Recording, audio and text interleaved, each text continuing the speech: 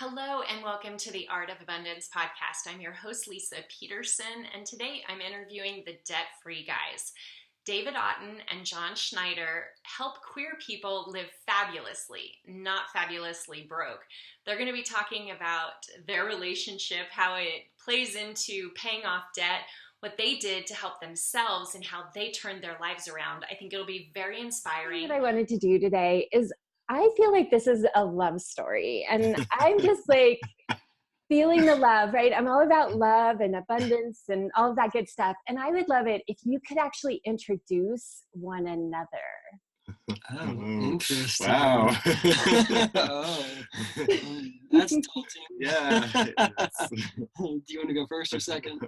I'll go second. Oh, rude. I don't mind going first. I don't mind going first. So this is John Schneider. John is one half of the debt-free guys. John began his debt journey at a young age after he moved out of the house and moved to Colorado, started buying everything that a quote-unquote adult should have, but did most of that with credit cards. Although he had I think it was $5,000 that his grandparents had given him for to get him started. He quickly blew through that money and started a life of accumulating debt primarily on credit cards. And it wasn't until a year and a half after meeting me that John and I had our kind of aha moment that having tens of thousands of dollars of credit card debt wasn't the right thing to do. That makes sense. This is David Auten. He is one half of the Debt-Free Guys and one half of the Auten Schneider family. David is a loving and kind partner. He does a lot of little things that shows how he loves me, anywhere from making sure my water bottle is on the counter in the morning before I go to the gym, to he has the arduous task of holding me every night as I fall asleep. But David's debt journey started when he was shortly out of college. Shortly out of high school. He went to Ireland to visit some old friends from a time he had spent there living for a year and a half. And his mom and dad gave him a credit card in his name to have as an emergency account in case anything happened. He had a $500 maximum on that account, and even though he didn't see the inside of a hospital or the inside of a jail, he came back with a maxed out credit card. And kindly enough, the credit card company increased his maximum limit without him knowing, and he continued to add to that, nickel and diming himself over the years until he had a fair chunk of, I think he had about $17,000 worth of credit card debt. So he brought less debt to the relationship. He had a smaller amount of debt, but he had it considerably longer than I did. So probably in the long run, we paid about the same amount to service our debt, but we had different approaches to debt. He was the nickel and dimer. He was going to Starbucks and Einstein's for bagels, and I would buy cars, fancy jeans, and all that stuff. Wow, that is really interesting. When did the Debt-Free Guys, the brand, when did that light bulb moment, when did that happen? Or why? Well, so the moment that it happened actually isn't when the Debt-Free Guys was created, although it was when our process was created. John and I went to see a friend of his, actually the guy he moved out to Colorado with. The two of them decided to move out and be ski bums and to ski for a couple of years. Which I did fabulously. Yeah. And he and his girlfriend were living up in the mountains in Colorado, and a great little ski town. And so John and I went up there to visit. Both of us had been there before, but for some reason being there together, it just felt more real and a place where we could see ourselves living. So we were super excited about this idea of buying land and building a vacation home up there. So we checked out real estate on our way out of town at the end of the weekend, hopped in the car, and we drove. It was about an hour and a half away from Denver, and Denver was home. So we left on this high of being super excited about this idea of buying land and building a house. And as we dropped in elevation, our conversation became more and more about what we could actually afford. And so we went from buying land and building a house to maybe buying a condo near the ski resorts to maybe we shouldn't even be going up there for vacation. And an hour and a half later, when we got home, we literally pulled up in front of our place, opened the door, and walked down a flight of steps into a basement apartment where we were living. And that's when we kind of had our confession, our aha moment of saying to each other, this is how much credit card debt we have. And there's no reason why we should be even fantasizing about having a vacation home and living in the mountains part-time during the year. We really should be focusing on what's important, and that is getting ourselves out of debt and actually getting our first home. And so I like to say that we were fortunate that we were basically locked in a car for an hour and a half together, because that's kind of what allowed the conversation to continue. I think a lot of couples, when they start talking about money, it's so easy for one of them to just exit the conversation by exiting the room. And especially when things get a little heated, or fingers, people start pointing fingers. Well, you do this and you do that. And John and I weren't able to do that. We weren't able to get out of the car. We're driving on the highway. So it was kind of, we had to face the facts. And it was at that moment when we got home, we were sitting on our basement floor, and we confessed to each other how much credit card debt we had, and really confessed to each other that although we had a fun life, we never felt really like we were getting what we wanted out of life. We weren't achieving the real things that we wanted. And your show discusses so much around abundance, and I think we kind of had this facade of abundance in our lives, but it wasn't the abundance that was coming from deep inside of us. It was actually abundance funded by credit cards, and we knew that would eventually run out because we were in financial services. Both of us, between the two of us, I think we had 15 years of tenure in financial services, it was just crazy that we were telling other people how to save for the future and where they should be saving and how they should be putting their money in various vehicles. And it just didn't make any sense that we weren't doing it for ourselves. Wow. I'm curious because one of the things I wanted to ask you, and I know you talk about this and I do, but how much inner work were you doing before that conversation happened?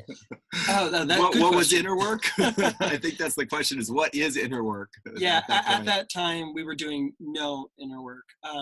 Maybe, even to this day, I'm a super fan of Oprah.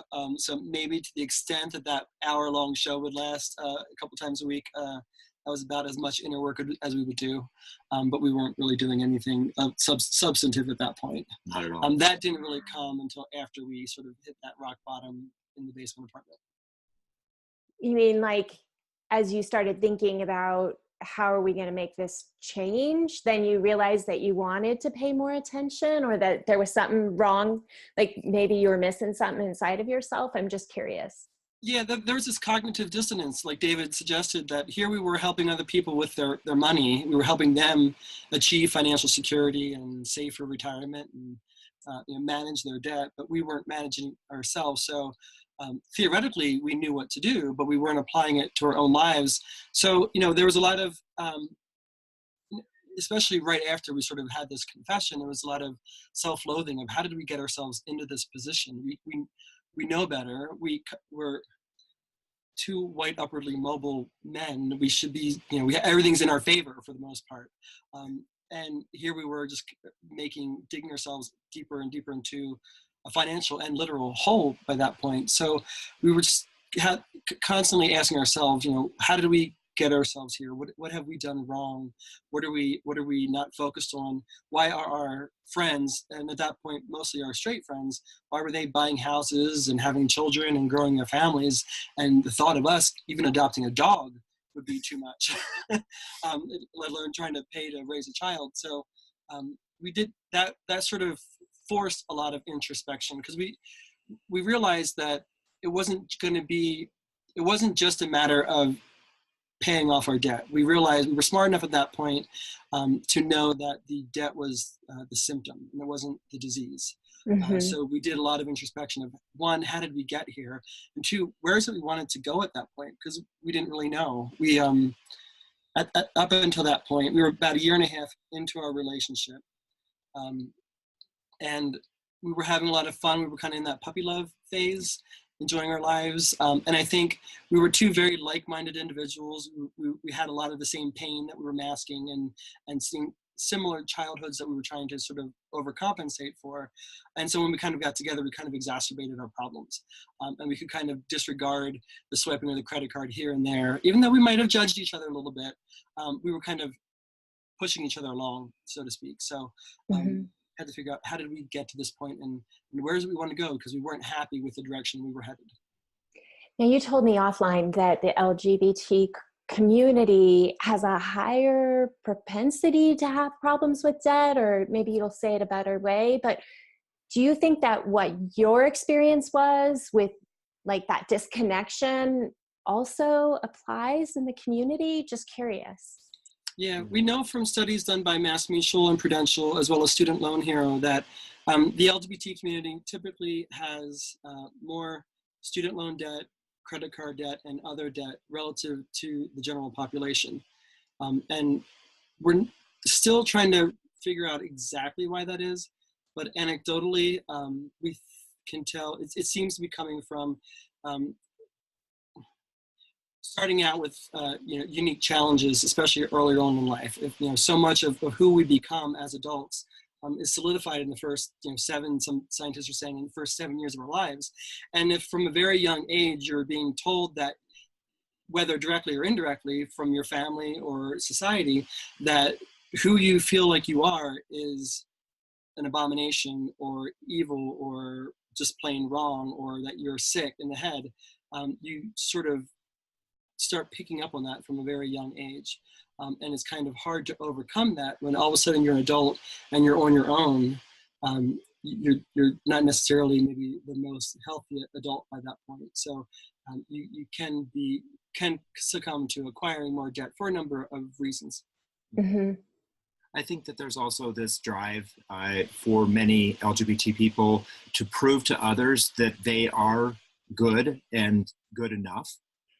We've, as John mentioned, whether it's our families or our churches or society or our friends telling us that we're not good enough because we identify as a queer person.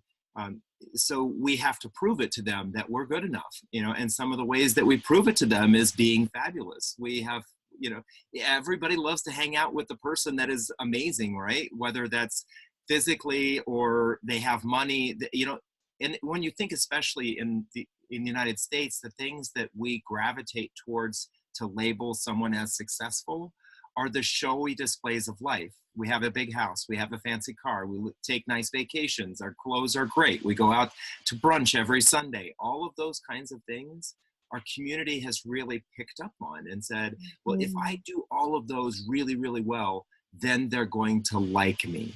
And that's, there's a lot of people who will say this, that one of the things that we seek as humans is to be validated. We just want to be affirmed, right? Yeah, we want to be loved.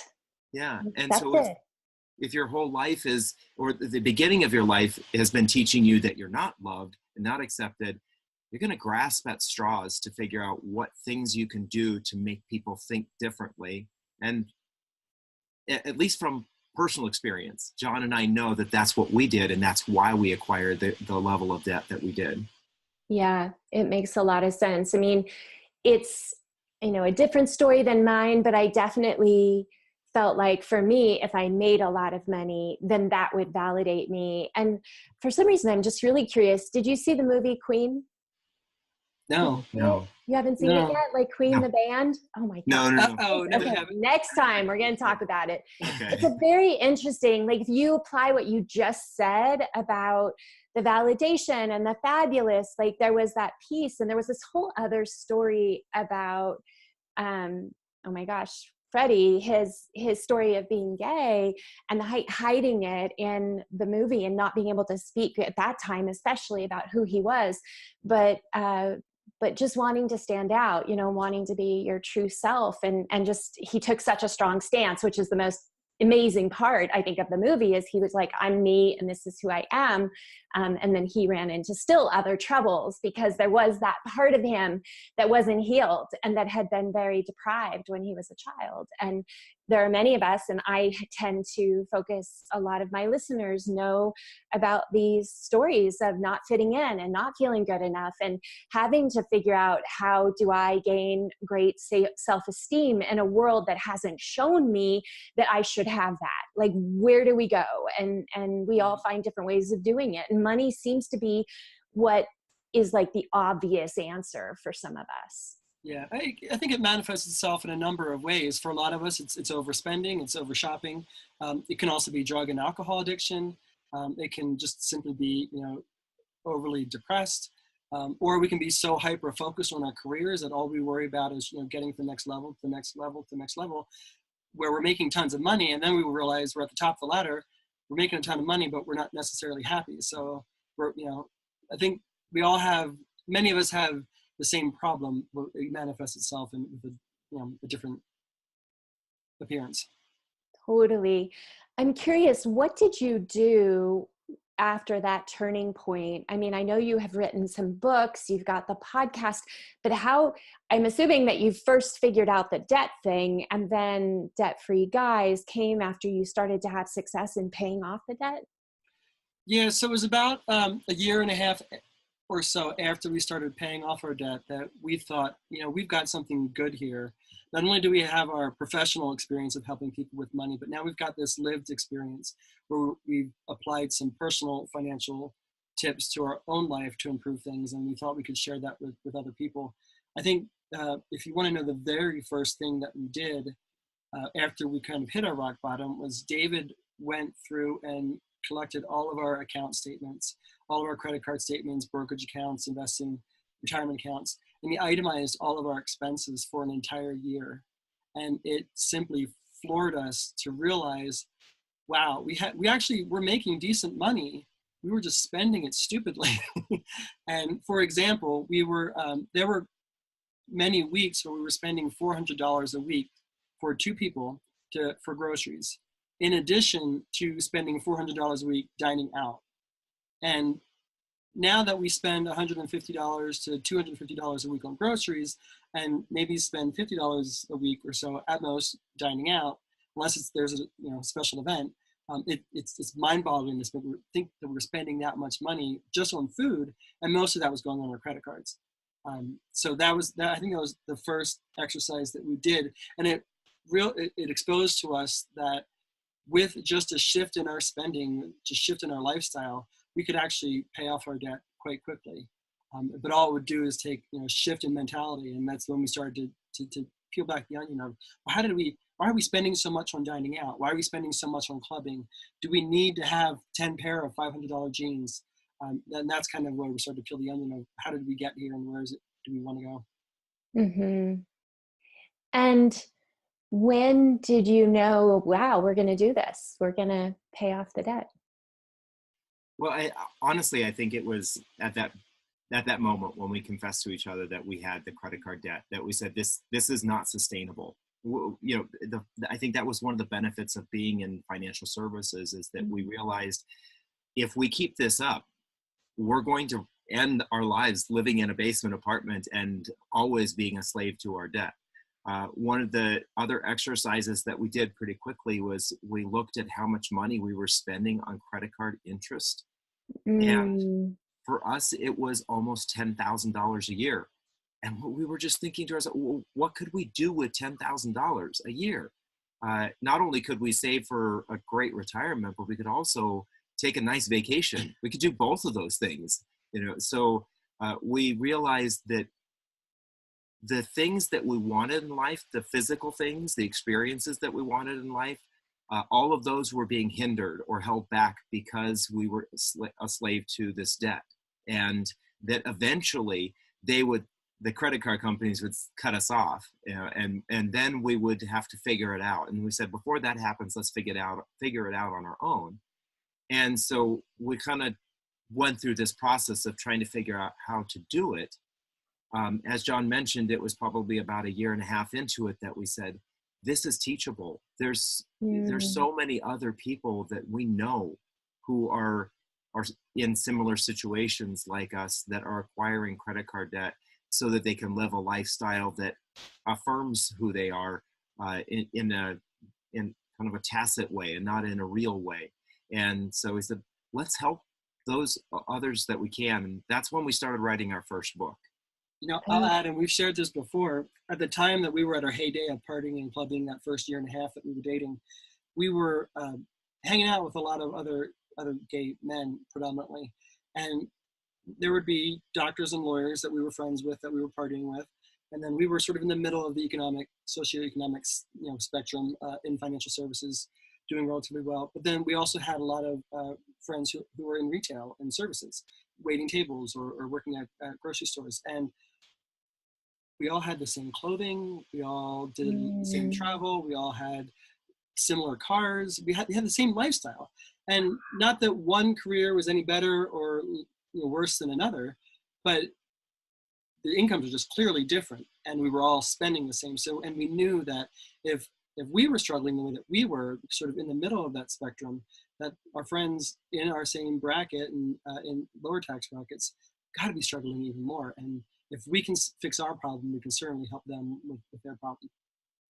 Had there been much adoption of other solutions by the community before you guys started doing this? Like, was there even classes oriented to the community? I'm curious. I think in local communities, there are local LGBT centers throughout the country, local SAGE centers, local transgender centers, different locations that are sort of safe spaces for the LGBT community. And I think there are courses or classes that they put on an occasional basis to help people with money.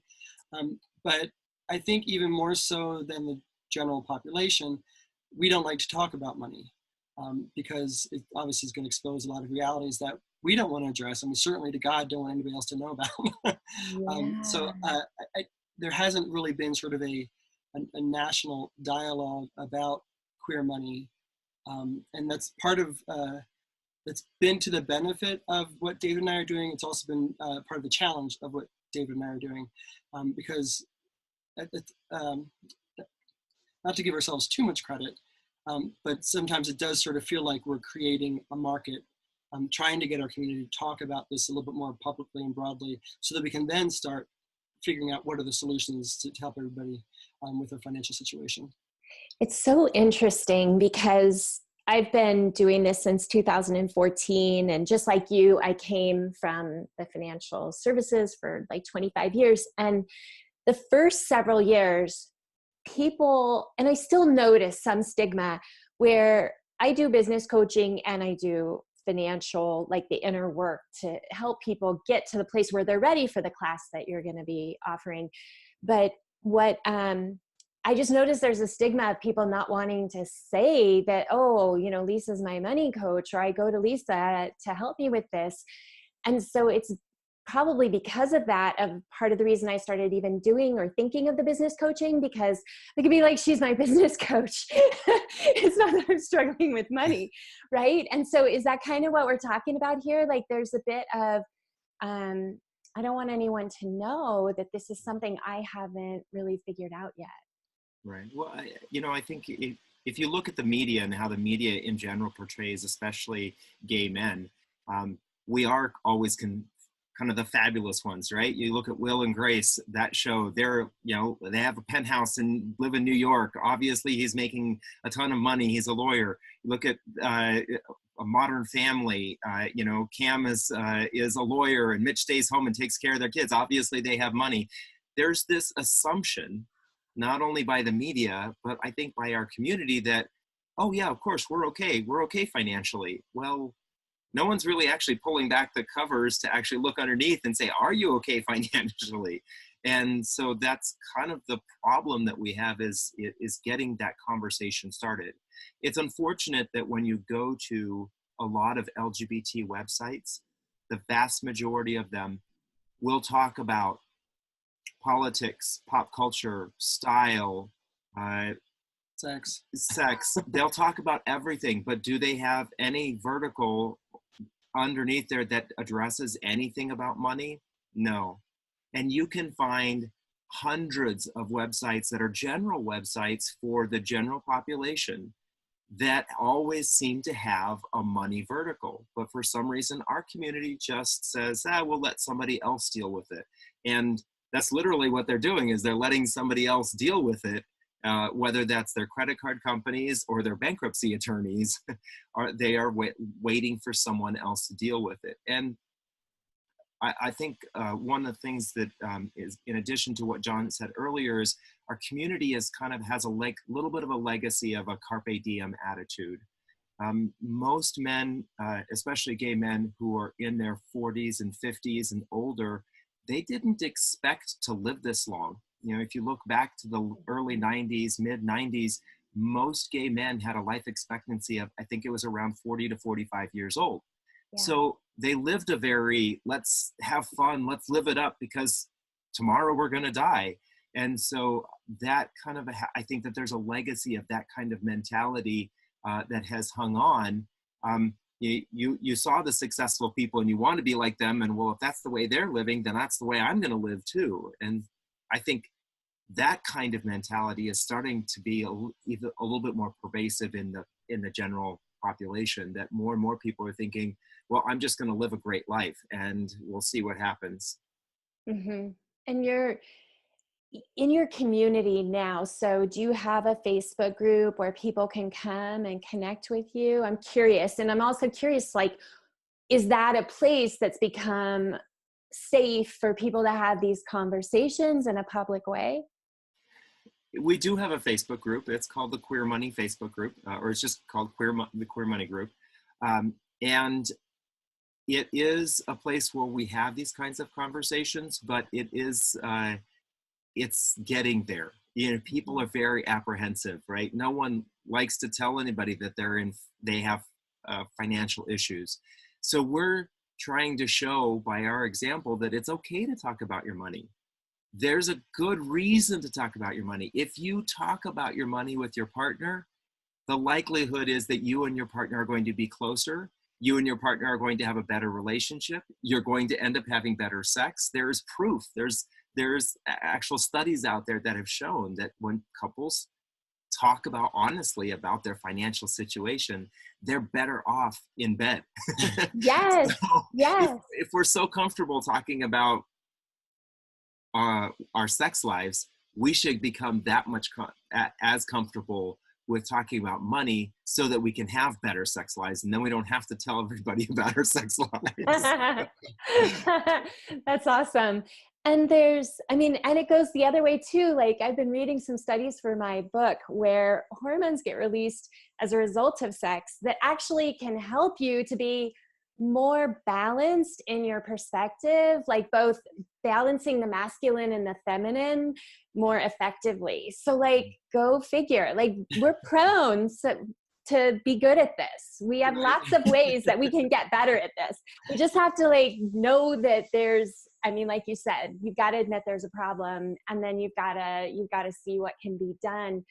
I also, there was something I had heard you talk about having fun, like being able to still pay off debt and enjoy your life. And I would love it if you could just talk about your philosophies there, because I feel like they're really important and powerful. Yeah, so when we started working on whatever the plan was that we were creating to pay off our personal debt, we knew that David and I are very social creatures. We like to go out and have fun. We like to see people. We like to have a good time. And that was part of the reason why we got into the credit card debt. But we knew that if we would try to just go cut cold turkey and pay off our debt as fast as possible, that we probably, like many of our diets, would have failed at them. So we knew we incorporated in what we call milestone rewards. And when we would reach certain benchmarks with, paying off a particular credit card or having paid off $10,000, we would treat ourselves something within reason so that we wouldn't go back into debt, but we would treat ourselves with those rewards. And they would start out from anything from as small as treating ourselves to ice cream and a movie out one night as a date, to maybe we would treat ourselves to a nicer bottle of wine one night as opposed to the card Bordeaux we were getting ourselves used to. And then it all sort of culminated eventually. A friend of my best friend, she gave us a heads up a year and a half before her wedding that she wanted to get married in Mexico, and of course she would like us there. And we were able to sort of time that. We sent that last credit card payment just before we went to Mexico. And we had enough cash saved for Mexico for her wedding that we could come back debt free. So we were able to sort of time everything, and that was sort of like the orgasm as we're talking about sex, paying off our credit card debt. So we came back from Mexico debt free, having had just a great vacation, and that was sort of the ultimate reward in our entire process. I will add that John and I, as we started paying off our debt, one of the things that both of us did is we stopped acquiring things. We stopped with the things because we started to realize that it was the experiences, spending time with our friends or doing things together that didn't cost us a whole lot of money. Those kinds of things were bringing us just as much value and happiness in life as, if not more, than the things that we had been acquiring, the things we had to maintain or we had to eventually get rid of, whereas the experiences we got to keep. That doesn't necessarily mean that you can spend all the money you want on experiences, because you still have to keep, at a certain point, your experiences can be just as detrimental as acquiring very expensive toys. But what we started to realize is there's so many ways to have great experiences and not spend a ton of money. We actually call it the not so expensive, the NSE. That's one of our slogans is this an NSE purchase? And reminding ourselves that there are small experiences that we can have that allow us to save some money so that we can have the big experiences that we really want to have. I love it. And what are you working on now? What do you got coming up? Right now, we are putting the finishing touches on our credit card payoff course that we are going to launch. The cart opens January 13th, 2019. And it is a soup to nuts process of what David and I did to pay off our credit card debt in 2.5 years. And it walks people through step by step how to apply that to their lives. Just focus on credit card debt. But it's a pretty good strategy, and we think it's going to help a lot of people. So we're pretty excited. And do you share, just curious, like some of your philosophies about, well, once you do that, then what's next? Or do you do some of that in your podcast? Like you guys cover a lot of different topics in your podcast, and I'm curious. Yeah. So our podcast, we discuss predominantly financial nuances of the LGBT community, but we also like to highlight other successful LGBT people, and that's not always defined as financially successful. It's just people living the lives that they want to live. Our blog is kind of a broad gamut of things at debtfreeguys.com. We talk about personal finance, and a lot of what we have in our course is actually on our blog, available for free. But the course provides like a step-by-step prescription of how to pay off your debt. But we do talk towards the end of the course of, once your credit card debt is paid off, then let's focus on your other debt to try to reduce that as much as possible, although it's probably not as egregious as maybe your credit card debt might be. And then we want to start getting our community, and we discuss this in the course as well, to start focusing on growing wealth, saving for retirement, and maybe even starting their own businesses, whether those are full or part-time businesses. Oh, that's so cool. One of the things that we would like to remind our community about is the power of being financially prepared, and what your finances can do for you. A lot of us struggle financially, and when you struggle financially, you don't have the money, you don't have the energy, you don't have the ability to do the things that many in our community have been doing for decades to give us the progress that we've made today. And I don't want to say that is a tactic of of those who try to oppress us, but it can be self-sabotaging. If we're stifled in our own way, then we can't give back to our community. And I'm not just talking about money. We can't be the boots on the ground. We can't be there to encourage individuals or to tell people our stories as to why we are humans just like they are. So being understanding your finances and taking care of your finances is as important as being out there and fighting for our rights, because those things will eventually go away if we can't be there. Yeah. I'll add, even though we achieved marriage equality in 2015, many in our community, as well as the general population, sort of had this feeling that the fight for equality is over. But we can still be fired, denied employment, denied housing, denied services in up to 30 states in the country based on our LGBTQ status without recourse.